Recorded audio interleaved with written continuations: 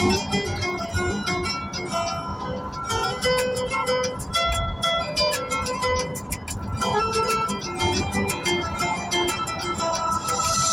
de sevgi, sevgi hissi.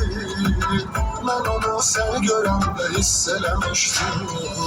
İlk görende, sen gelende, hayallerimdeki insandı demiştim. Şimdi ne sen, ne de kim ben, ne de o sevgiden ben kalım artık. Onsuz da sen geleceksen, bilmem çok kısa bir kalıp artık. Öpürsen gel ama onu değil. Sen hiç kimden sevebilmez. Onu bilesen, ben ki sen, ben çeken dağlar çekebilmez.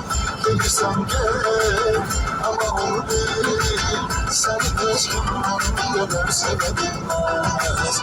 Onu bilesen, ben ki sen, ben çeken dağlar çekebilmez.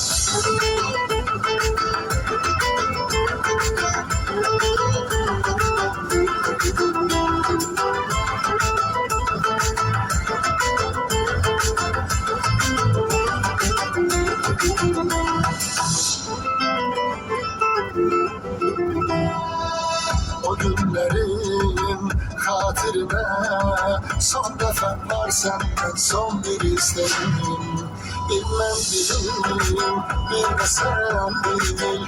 Bizim ayrıldığımızı bilmezdim hiç kim.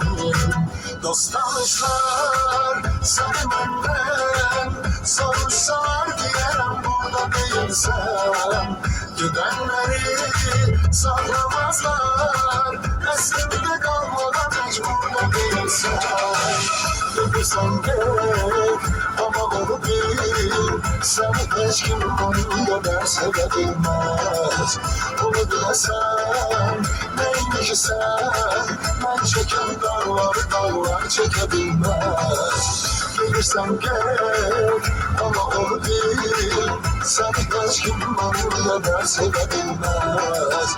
Onu bilesen neymiş sen, ben çeken dağlar çekebilmez.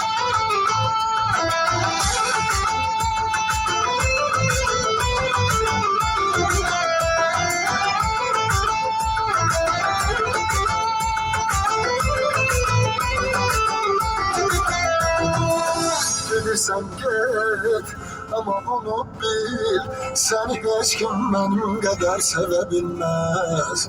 Bunu bilesen neyim ki sen, ben çeken dağlar çekebilmez. Gelirsen git ama onu bil. Seni hiç kim benim kadar sevebilmez. Bunu bilesen neyim ki sen, ben çeken dağlar çekebilmez.